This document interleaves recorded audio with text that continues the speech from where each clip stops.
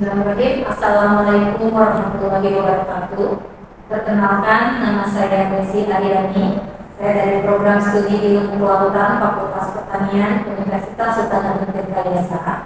Yang saat ini saya mengampu mata kuliah ekologi perairan dengan kode IKN-nya IKN 622109, dan materi kuliah ini termasuk wajib, di mana pada bahasan materi kuliah ini menjelaskan dan menjabarkan tentang proses ekologis dalam lingkungan perairan seperti aliran energi, dapur materi, faktor pembatas perairan, populasi dan komunitas perairan, ekosistem perairan baik itu air tawar, estuari dan laut, kemudian perubahan dan suksesi ekosistem, pencemaran dan keanekaragaman hayati, serta konservasi ekosistem perairan. Bahan kajian materi pembelajaran yaitu yang pertama tingkatan biologi kehidupan dimulai dari konsep spesies sampai ke tingkat konsep ekosistem, kemudian ada karakteristik ekosistem di perairan baik itu laut, penting, estuari, mangrove, terumbu karang dan perairan laut, kemudian ada keragaman hayati dalam ekologi perairan, yang keempat konservasi ekosistem perairan dan project based learning. Pada capaian pembelajaran program studi di beberapa mata kuliah di mana ada CPL-nya yaitu mampu menganalisis prinsip dan konsep biosains perikanan dan kelautan dengan ilmu pengetahuan alam. Kemudian ada CPL 4 mampu menganalisis keterkaitan ilmu dan teknologi di bidang biosains dan bisnis perikanan dengan bidang lain melalui pendekatan interdisiplin. Dan CPL 6 yaitu mampu menunjukkan profesional, tanggung jawab, kerjasama dalam tim dan terbuka untuk mengembangkan budaya. Berikut adalah penjelasan singkat tentang materi kuliah ekologi perairan. Selanjutnya kita akan masuk kelas untuk memulai kuliah. Terima kasih.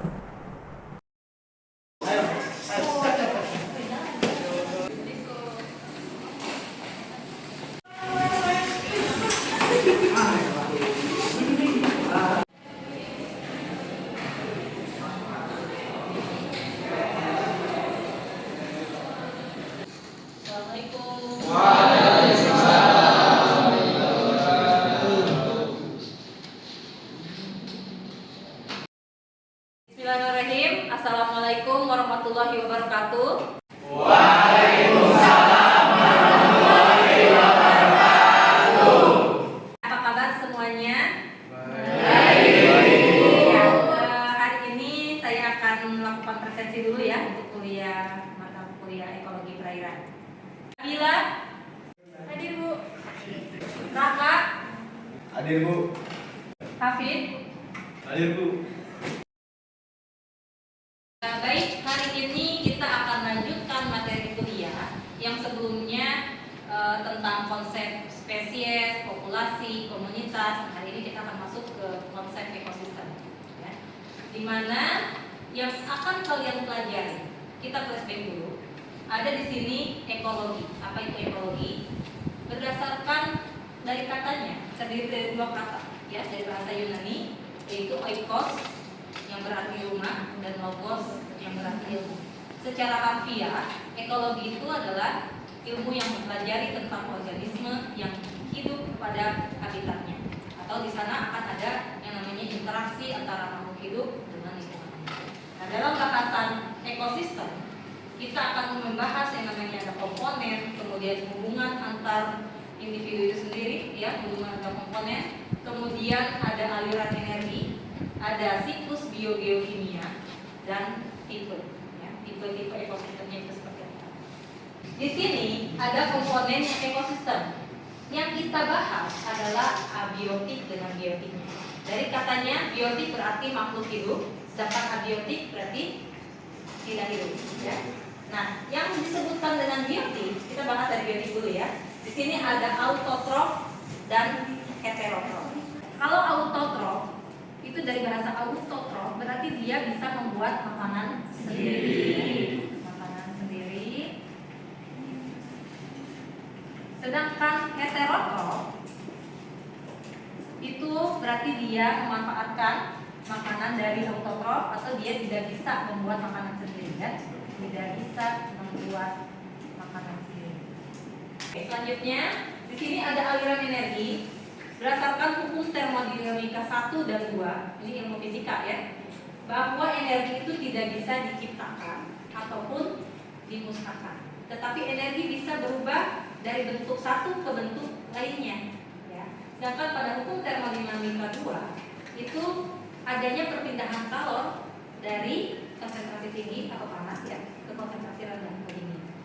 Bisa terjadi perpindahan dari rendah atau ke tinggi, tapi memerlukan energi misalnya. Jadi memerlukan usaha, ya, ada usaha. Nah kalau kita lihat di sini ada perpindahan energi dari mulai yang paling kecil fitoplankton, ya produsen, kemudian ada zooplankton, kemudian ada ikan sampai ke nanti ke tingkat predator.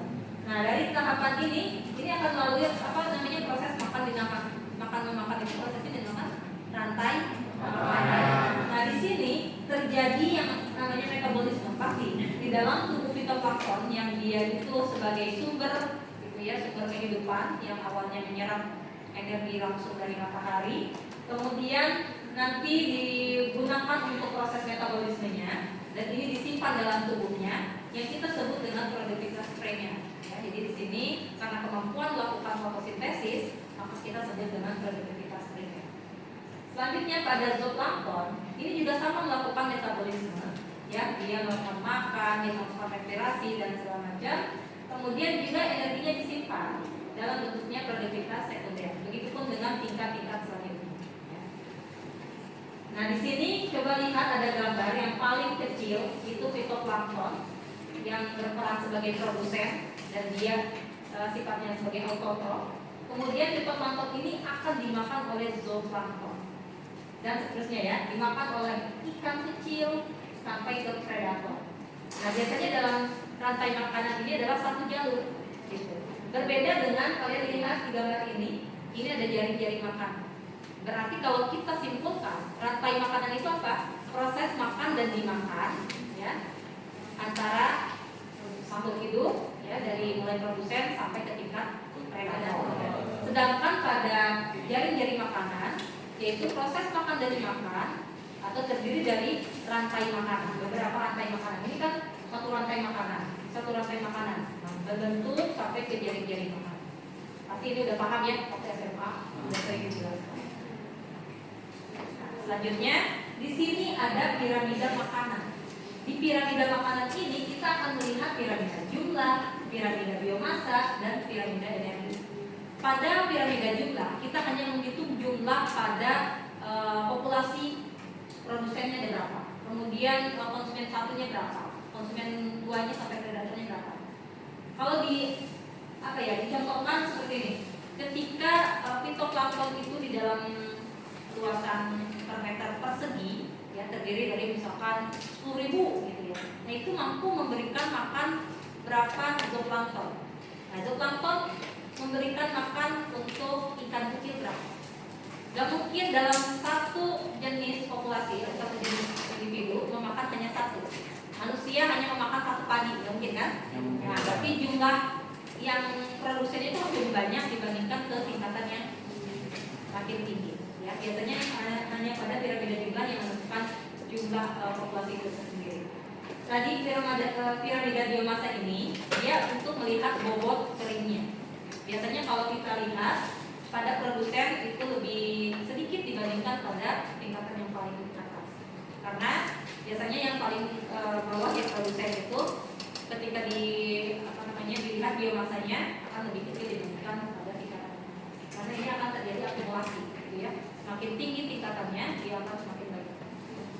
Sedangkan pada piramida energi, kenapa kok energinya semakin ke atas semakin kecil? Karena energi yang langsung menyerap dari matahari itu besar. Ya, energi yang terserap dari matahari itu besar. Kemudian tingkatan ke atas itu akan hilang sebanyak 10%. Nah, hilangnya itu untuk apa? Bisa tadi untuk proses metabolisme. Gitu ya. Jadi ada energi yang dihilangkan. Bukan hilang kemana gitu ya. Tadi kan berdasarkan hukum termodinamika ya. Energi tidak bisa diciptakan ataupun dimusnahkan. Nah, hilang ini biasanya untuk proses oksidasi, untuk proses kegiatan yang lain ya, untuk metabolisme seperti itu. Jadi dimanfaatkannya hanya 10% yang hilang. Selanjutnya kita akan bahas tentang siklus biogeokimia. Dari katanya ada bio, geo, dan kimia. Berarti biologi, geologi, dan kimia. Di dalam siklus ini berarti melibatkan makhluk hidupnya, kemudian melibatkan bumi, ya. Kemudian ada proses kimianya di sana.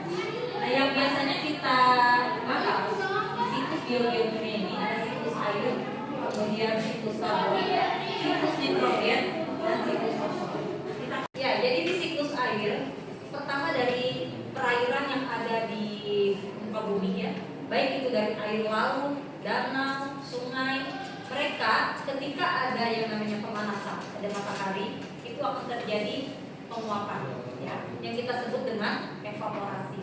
Jadi ini semua menguap ke atas, dan ketika sudah terus menguap, dia akan terjadi penjenuhan atau yang kita sebut dengan istilah kondensasi.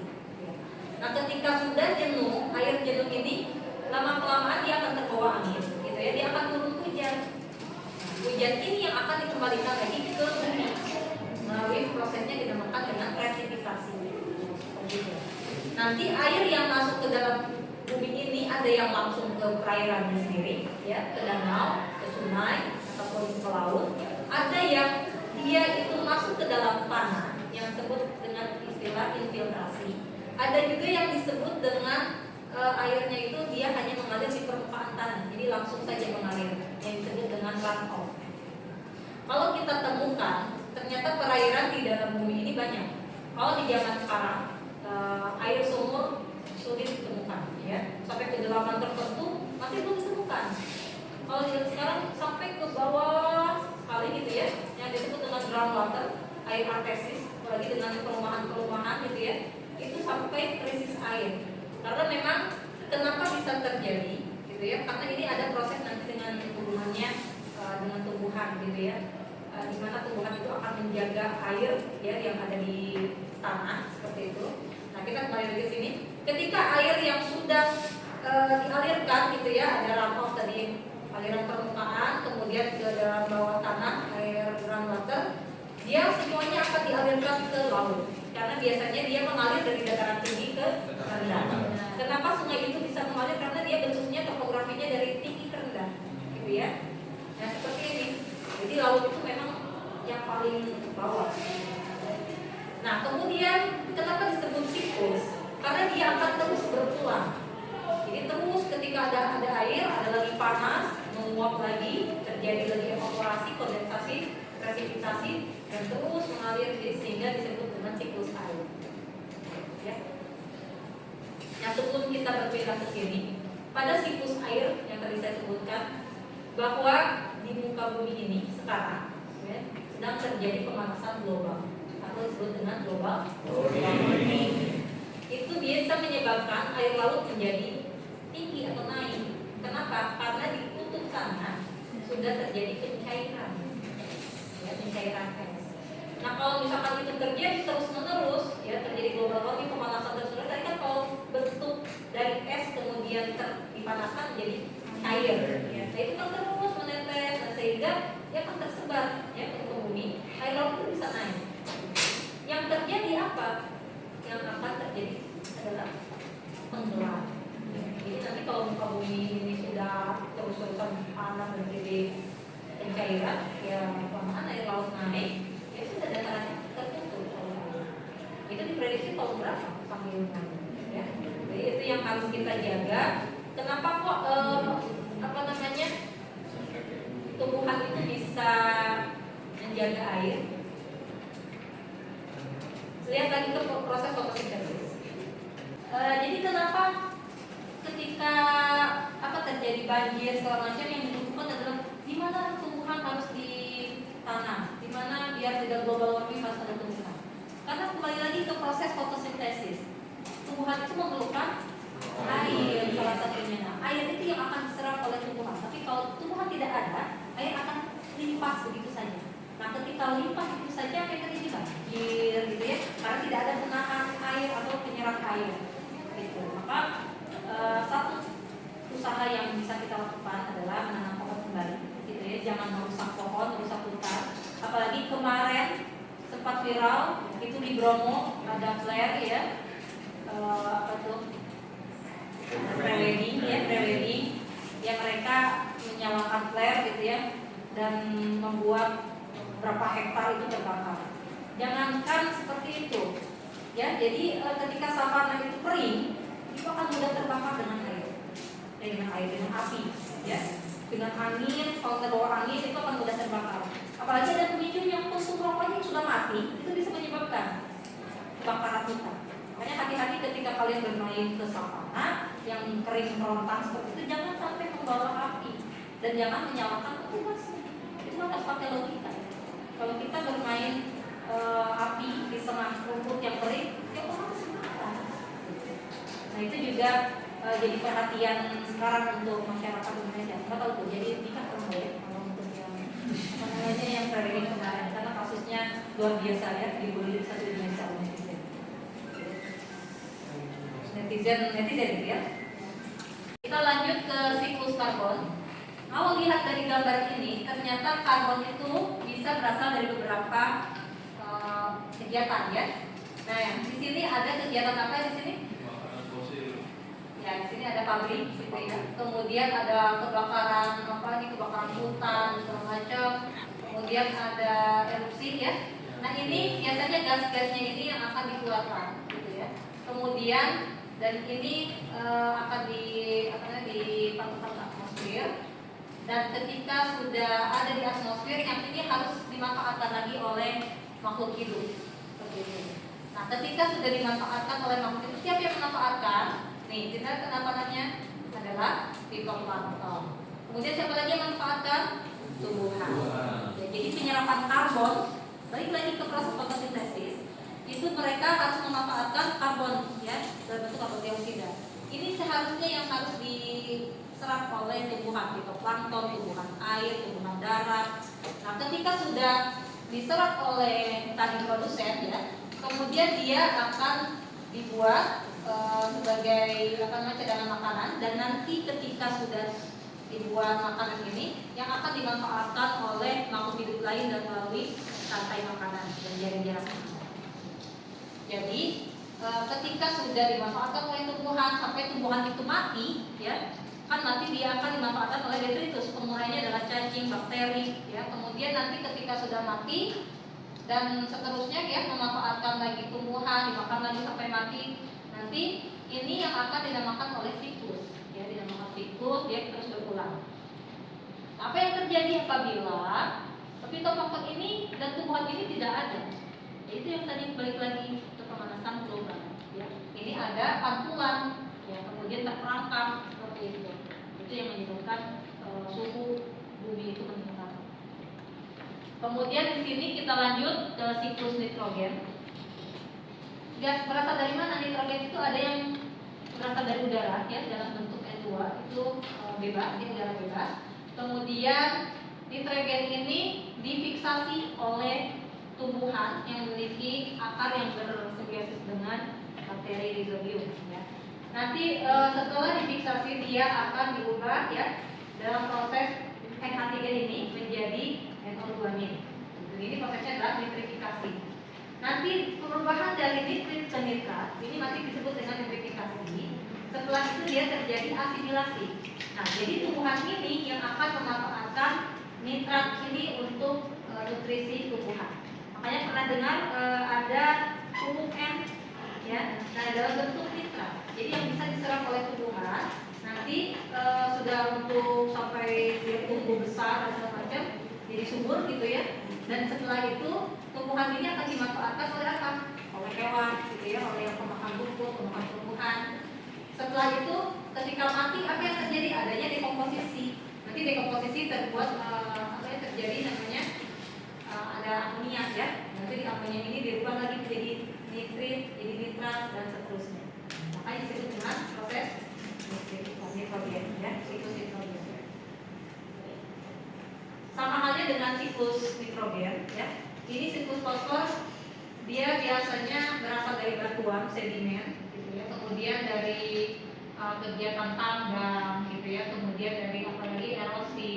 Nah, itu dia akan dialirkan lagi sampai ke laut gitu ya, dari proses tadi siklus air, dan dia nanti akan dimanfaatkan oleh siapa yang memanfaatkan yang kawasan adalah produsen, ya, di fitoplankton tadi. Jadi nitrat, kemudian fosfat yang akan dimanfaatkan oleh fitoplankton untuk itu. Oke, kita lanjutkan. Di sini ada tipe ekosistem yang kita bisa bedakan jadi ekosistem darat dan ekosistem air. Kalau di darat ada savana, ada hutan, sawah, banyak lah, ya. Sedangkan di air ada apa aja? Ada air laut, air danau, ya, air sungai, pokoknya yang mengalir, gitu ya, yang ada airnya, itu dari disebut dengan ekosistem air. Nah, coba lihat di sini, ini apa ini? Ini bukan jus melon, ya, bukan yang hijau-hijau segar, hati-hati. Nah, coba kalian lihat lagi gambar di sini. Ini apa? Ya, ternyata ini adalah algae. Tersebut dia itu terjadi blooming algae karena adanya nutrisi yang banyak di sana. Apa nutrisi tadi untuk algae atau fitoplankton itu? Nitrat dengan fosfat. Jadi adanya pengkayaan nutrien yang kita sebut dengan istilah eutrofikasi bisa menyebabkan terjadinya blooming algae. Jadi peledakan algae. Nah, ini yang terjadi.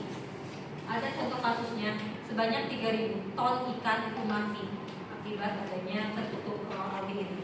Kenapa kok bisa mati? Karena kekurangan oksigen. Ya, tertutup, kemudian ikan-ikan yang itu sampai nggak bisa menghirup oksigen, ya. Nah, itu menjadi mati massal. Ini yang bisa menyebabkan kematian massal karena adanya blooming algae. Ya. Nah, ini harus ada yang namanya faktor pembatas. Apa itu faktor pembatas? Itu adalah segala yang cenderung untuk menurunkan laju metabolisme. Jadi bagaimana caranya biar pertumbuhan organisme itu tidak sampai terus menerus. Jadi harus ada faktor pembatasnya. Karena tadi ada nutrien N dengan P-nya itu terlalu berlebih, maka itu harus kita jaga, jangan sampai terus berlebih. Karena kalau terus-terusan berlebih, dia bisa menyebabkan algae itu membludak dan akhirnya sampai menyebabkan ikan mati. Nah, itu harus ada yang namanya faktor pembatas. Baik, cukup sekian untuk perkuliahan hari ini. Untuk adik-adik yang mau ditanyakan dulu untuk materi ini. Bu izin bertanya. Perkenalkan, nama saya Muhammad Miftahul Alamin dengan NIM 44432300031. Pertanyaan saya adalah apa perbedaan ekosistem air laut dan ekosistem air tawar? Sekian, Assalamualaikum warahmatullahi wabarakatuh. Saya juga ya. Sebenarnya Assalamualaikum warahmatullahi wabarakatuh. Waalaikumsalam warahmatullahi wabarakatuh. Perkenalkan, nama saya Yohar dengan NIM 443230024. Jadi pertanyaannya, apakah pada ekosistem perairan memiliki kesulitan dalam memelihara atau menjaga lingkungan hidup organisme? Terima kasih. Wassalamualaikum warahmatullahi wabarakatuh. Pertanyaan pertama dari Miftah. Perbedaan antara ekosistem air tawar dengan laut yang membedakan adalah salinitasnya atau tingkat kadar garamnya. Biasanya di perairan tawar itu salinitasnya 0, ya, tidak ditemukan. Sedangkan pada perairan laut itu memiliki kadar garam yang biasanya satuannya adalah ppt, atau misalkan ada yang contohnya 30 ppt dan segala macam. Itu yang membedakan. Kemudian dari organismenya pun berbeda. Biasanya kalau kita temukan ada beberapa jenis fitoplankton di air tawar dengan di air laut, itu beda. Begitupun dengan ikan-ikannya juga akan dibedakan. Karena ada yang mereka itu beradaptasi pada tingkat salinitasnya 0, ada yang dia hidupnya memang di salinitasnya ada kadar garam. Oke, pertanyaan dari Uhad. Apakah ada kesulitan untuk menjaga ekosistem perairan, gitu ya? Ya, tentu ya, kalau kita tidak menjaga kelestarian alam, ya, biasanya yang merusak adalah aktivitas manusia, ya, membuang sampah sembarangan, kemudian mengalihkan fungsi. Biasanya ada yang suka membuat rumah di bantaran sungai, gitu ya. Nah, itu yang membuang sampahnya tumpul ke sungai, ya, itu jelas merusak ekosistem.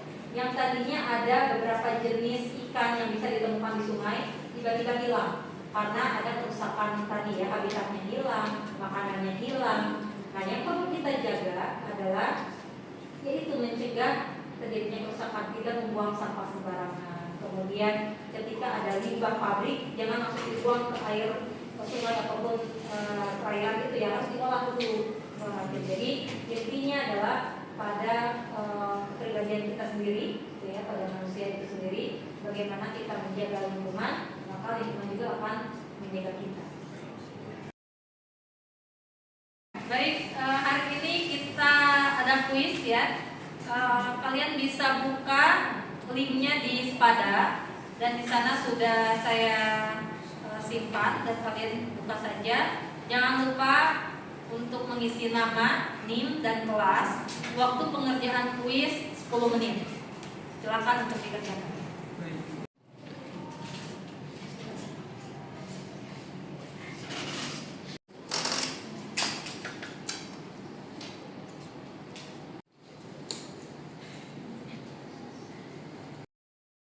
Itulah salah satu materi kuliah ekologi perairan, itu tentang konsep ekosistem.